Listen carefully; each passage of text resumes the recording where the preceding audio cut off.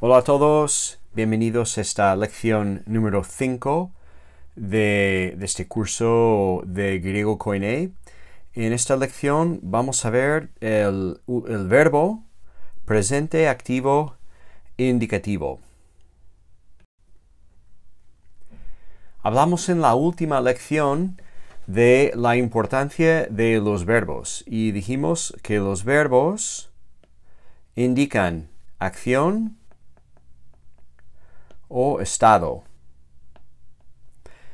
Y dijimos que son fundamentales para cualquier idioma porque sin verbos no hay oraciones. En esta lección vamos a ver unas formas verbales. Vas a ver tu primer paradigma. Pero antes de ver las formas es importante que repasemos la terminología que usaremos para hablar de las formas verbales que vamos a ver hoy. En esta lección veremos las formas más básicas del verbo presente, activo, indicativo. ¿Qué significan estos términos?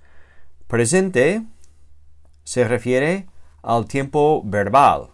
Un verbo indicativo en el presente describe normalmente una acción que ocurre en tiempo presente desde la perspectiva del hablante. Activo hace referencia a la voz del verbo y significa que el sujeto realiza la acción del verbo. Indicativo es el modo del verbo. Un verbo indicativo, con un verbo indicativo el hablante describe una acción como algo real, como un hecho. Algo real. También tenemos que hablar del aspecto verbal de los verbos presente, activo, indicativos. Recuerda que introducimos este concepto del aspecto verbal en la lección anterior. El aspecto verbal tiene que ver con la representación de la acción indicada por el verbo. Y dijimos que hay tres aspectos verbales. El aspecto imperfectivo progresivo es la representación de una acción verbal más bien continua o en progresión. El aspecto indefinido simple, el verbo representa la acción como un hecho simple. Y en el aspecto perfecto o estativo, hablamos de una acción completada en el pasado con cierta relevancia en el presente. Bien, el verbo presente, activo, indicativo, que son las formas que estamos estudiando en esta lección, no solamente apunta normalmente a una acción en el tiempo presente, sino que representa esta acción de cierta manera, tiene un aspecto.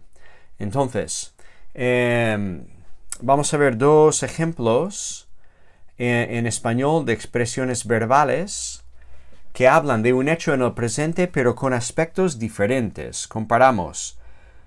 Si digo estoy estudiando, es una forma perifrástica, pero indica una acción que está en progreso. Ahora estoy estudiando.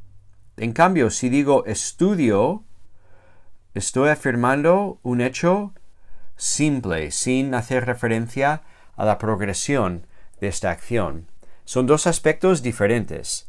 Este corresponde al aspecto imperfectivo y este corresponde al aspecto indefinido. Ahora bien, de entrada, cuando estamos analizando un verbo presente, activo, indicativo en griego, vamos a tomar por sentado que su aspecto es progresivo.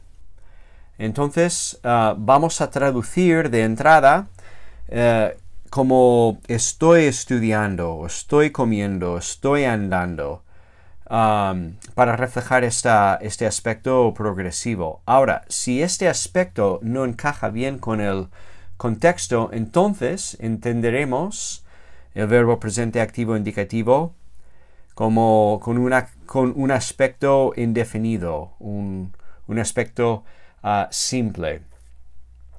Entonces, de entrada vamos a traducir estos verbos así, para reflejar el aspecto progresivo, porque este es el aspecto más típico de los verbos que se encuentran en la forma presente. Ahora bien, vamos a ver las formas del verbo, pero antes vamos a ver un ejemplo de la morfología de un verbo español, el verbo adorar. La morfología del verbo griego es parecido a la del verbo español y esto nos ayuda a entender lo que está pasando con las formas del verbo griego. Vamos a usar este ejemplo del verbo adorar, que es el ejemplo que aparece en el libro de texto griego para Sancho. Vamos a ver, pues el verbo adorar se conjuga según tres personas, primera, segunda y tercera, en singular y plural. Entonces, el verbo tiene formas según su persona y número. Luego, este verbo tiene un tema temporal del presente. El tema temporal es la parte más básica del verbo en un paradigma. Y es como el tema o la raíz del verbo aparece en este tiempo. Se compone en este caso de 4 letras. La A, la D, la O y la R. Y en cada forma, ador, este tema aparece igual, sin variar en cada forma. Y es este tema que lleva el significado léxico del verbo, significado que encuentras si buscas en el diccionario. Después hay una vocal temática y esta letra sirve para unir el tema temporal. Vamos a usar la primera persona plural como un ejemplo. Ador, unir el tema temporal con su desinencia, mos. No podemos decir, no suena bien decir adormos juntando dos consonantes, así que se usa la vocal temática para unir el tema y la desinencia, ador, a, mos. Y así sacamos la forma del verbo. Las desinencias indican persona y número. Entonces, una desinencia, una S sola indica segunda persona singular. O esa desinencia mos indica primera persona plural. Como comentamos en la lección previa, los verbos tanto en español como en griego llevan implícitos sus sujetos. Si encontramos esta forma, adoramos, por la desinencia mos, sabemos que el sujeto es primera persona plural. Entonces aquí tenemos las formas del verbo. Adoro, adoras, adora, adoramos, adoráis, adoran. Vale, lo único aquí a comentar que pues aquí no hemos puesto ninguna desinencia porque esa letra O técnicamente no se considera como desinencia porque no aparece en otros tiempos, mientras las demás desinencias sí. Tiene una explicación un poco técnica y no hace falta que entremos en ella ahora. Simplemente observar que a veces se producen cambios a la hora de juntar estos elementos, cambios un poco inesperados. Esto pasa también con los verbos en griego y miraremos a explicar estos cambios para entenderlos. Ahora, podemos resumir la combinación de todos estos elementos de la morfología del verbo adorar de la siguiente manera. Aquí tenemos el tema temporal, ador, vocal temática, a, y las desinencias personales. Entonces, eso es la morfología del presente indicativo del verbo adorar. Ahora vamos a ver la morfología del verbo griego luo. Este verbo significa desatar y es el verbo que vamos a usar en casi todos los paradigmas porque es muy irregular y nos ayudará a reconocer los patrones de cambios que se producen en la morfología de los verbos. Bien, pues empezamos como en el cuadro anterior que vimos, persona y número. El verbo griego tiene esa conjugación según primera, segunda, tercera persona, singular y plural, igual que el verbo español. Luego tiene también un tema temporal del presente, que son las letras en este tiempo que no cambian a lo largo del paradigma.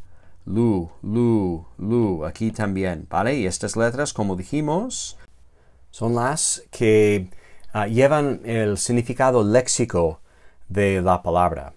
Después tenemos una vocal temática. Esta letra sirve para unir el tema temporal con las desinencias. Lo que pasa es que aquí vemos que esta vocal temática puede variar y varía entre omicron y epsilon. ¿Vale? En estos casos aquí el omicron aparece delante de las consonantes mu y nu, y en los otros casos tenemos la epsilon y aquí la omicron, pero no hay ninguna desinencia. Quizás decir ahora que hay una sola conjugación que estamos trabajando ahora con luo, a diferencia del español que tiene 3 conjugaciones según la variedad de vocales temáticas, a, e y i, ¿sí? Son 3 en español, pero en griego hay 2 conjugaciones. Verbos que acaban en omega, y luego hay otra conjugación que veremos más adelante con verbos que acaban en mi, pero no veremos esta conjugación hasta mucho más adelante. Entonces tenemos una sola conjugación y estas son las vocales temáticas en el presente. Luego las desinencias, como en el caso del español, pues también indican persona y número. Esta desinencia aquí, men, indica primera persona plural. El verbo lleva su sujeto implícito en su forma. Entonces esa forma luomen, con esa desinencia men, al final indica que el sujeto es primera persona plural. Quizás explicar 2 cambios pequeños. Vamos a ver que las formas finales, estas aquí, no son exactamente la suma de estos elementos, tema temporal, vocal temática y desinencias. Por ejemplo, tenemos en segunda persona singular lu más vocal temática epsilon más desinencia sigma, nos da lueis.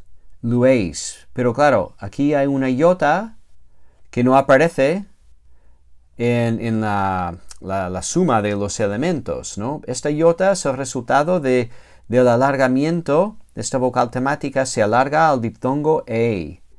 Entonces no es lues, sino lueis. Otro ejemplo de un cambio en tercera persona plural, lu más o más la desinencia nsi, nos da luusi. Y aquí vemos que ha desaparecido esta nu. Esta nu desaparece por motivos que explicaremos más adelante, pero cuando desaparece la omicron se alarga al diptongo u. O también, primera persona singular, aquí, lu más o más nada, no da luo, sino luo con la omega al final. La omicron se alarga a omega. Bueno, estas explicaciones no hace falta ahora mismo recordarlas, aunque en los diferentes paradigmas iremos explicando los cambios y también iremos aprendiendo un poco por qué se producen. Esto nos ayudará a entender los cambios y reconocer las formas diversas que encontramos en el texto griego. Por ahora es importante recordar, saber que a veces las vocales se alargan. En este caso la omicron se alarga a omega, o la epsilon que se alarga al diptongo e.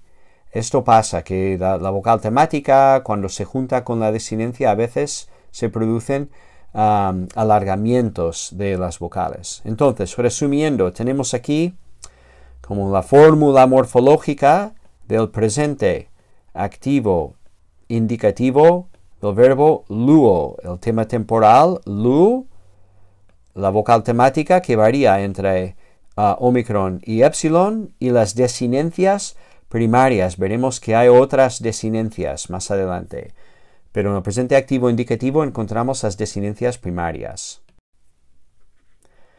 Esta fórmula morfológica que acabamos de resaltar son la morfología del presente activo indicativo, ¿vale? Esta fórmula nos ayuda porque nos permite reconocer las formas de muchos más verbos sin tener que memorizar sus paradigmas. La fórmula trata de identificar patrones que se reproducen en muchos verbos.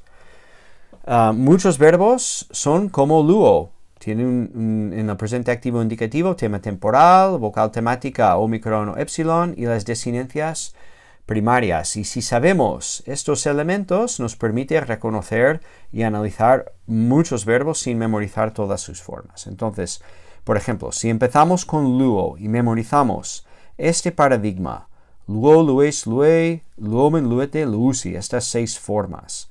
Cuando pasamos a otro verbo como grafo, que significa escribir, y encontramos esta forma aquí, grafomen, pues podemos analizarlo. Tenemos la desinencia men al final, que reconocemos, corresponde a primera persona plural. Tenemos una vocal temática, una omicron, que es lo esperado delante de esta desinencia, y tenemos la forma léxica, este es el tema temporal, graph, que nos lleva al sentido léxico escribir, y ahora podemos analizar este verbo. Esta forma, grafomen, es un presente activo indicativo primera persona plural del verbo grafo, que significa eso, traduciéndolo, grafomen, estamos escribiendo o escribimos. Lo mismo con el verbo blepo, que significa ver. Si nos topamos con esta forma aquí, blepete, reconocemos que la desinencia personal te corresponde a segunda persona plural. Tenemos la vocal temática, la epsilon, que es lo que esperamos, y tenemos tema temporal blep, que corresponde al verbo blepo. Entonces, esta forma, si la analizamos, es un presente activo indicativo, segunda persona plural de blepo, y la traducción sería estamos viendo o vemos. Depende del aspecto verbal que más bien cuadre con el contexto.